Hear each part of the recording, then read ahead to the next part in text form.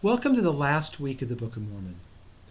First off, I would like to share with you my appreciation for each one of you and for your participation in the class. This has been a remarkable semester, and my testimony of the Book of Mormon has grown just by associating with you and associating with your posts and the testimonies that you have. It has truly been a great semester for me, and I thank each one of you for your contribution to making this class a wonderful class. Now, as we finish up, we will be going over a couple of remarkable chapters of the Book of Mormon, Alma 17 through 29. These particular chapters are remarkable for a number of reasons. First off, we are getting to know the four sons of Mosiah, who were really persecutors of the truth, as well as Alma. And these individuals were converted through a miraculous means. And as a result, once they became converted, their desires were to reach out and to convert others. And it's interesting that the people that they chose were a hardened, wicked people, the Lamanites. They didn't choose just to go to people who might have been easier to convert, but they went to the Lamanites. And I think the reason why they did so is because they understood by the acts that they had performed what was going on in the minds of the Lamanites, and as a result, they deeply wanted the Lamanites to not suffer the torment that they had suffered, and they wanted to bring them into repentance. As a result, the Lord granted them that the Lord would watch over them and not allow them to be hurt. And so they went on this 14-year mission in going to the Lamanites. And some of the stories that we will read in this coming week are some of the most remarkable stories in the Book of Mormon. Now, one of the first stories that we will gain an appreciation for is Ammon. And as he went to the king of the Lamanites in this particular land, King Lamoni, how he desired to spread the gospel and what I would call build a relationship of trust with King Lamoni. He started by wanting to be his servant, wanting to be his friend, which I think is a remarkable and an important thing for us as we want to spread the gospel to others. We have to start by demonstrating to others that we really care about them and that we care about their welfare. We want to do everything that we can to serve them. And this was certainly the case of Ammon. Now, he was given great power, and one of the remarkable stories in the Book of Mormon is the fact that he was able to withstand the blows of all of those Lamanites at the waters of Sebus as they tried to scatter the king's flocks. You probably are familiar with his story. And Ammon, with his strength, was able to take them on.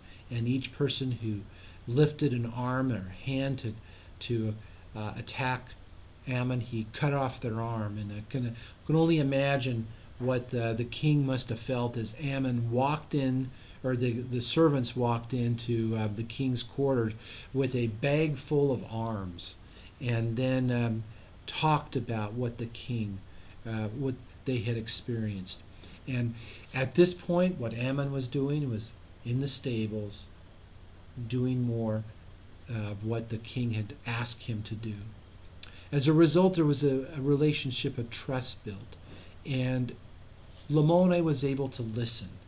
At that point, Ammon knew that he had an opportunity, and he shared his testimony. He began with how the king felt and what the king believed in this great spirit, and then established commonality with the king's beliefs, his beliefs, and then taught him the gospel. It's a remarkable story on how we can be missionaries. But I think perhaps most remarkable to me is what we learn about the character of the four sons of Mosiah and Alma and why they were successful. They were successful because they fasted and prayed and had great faith. They really believed that the Lord was going to lead them to great success, and they expected it. As a result, the Lord granted them great blessings and great success, but only after great tribulation, as they were imprisoned, as they were oftentimes stoned and persecuted, and yet they were willing to submit patiently to these trials, and the Lord was able as a result to bless them greatly.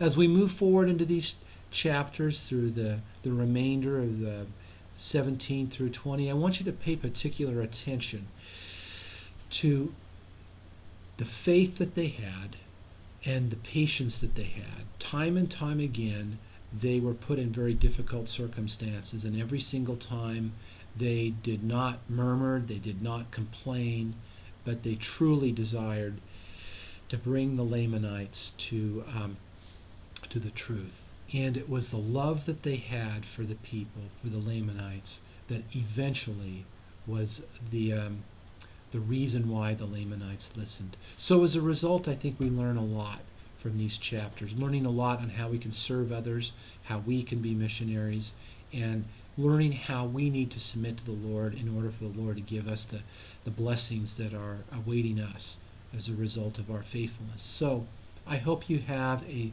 wonderful week as you read these remaining chapters. I will look forward to your discussion posts and would once again like to thank you for this semester and thank you for all that you've been able to participate in and contribute. I hope, sincerely hope, that each of you will have a remarkable and wonderful time at BYU Idaho and in your education, and which want to share you my witness, my testimony once again of the truthfulness of the Book of Mormon. It is always an honor to teach this class and to share with you my belief and my witness of the truthfulness of the Book of Mormon. I hope you have felt this. I hope this has been a class that has strengthened your testimony, and I hope that you will continue throughout your life to continue to read and study the Book of Mormon and make it a personal lifetime study. Again, have a great week, and I look forward to hearing from you.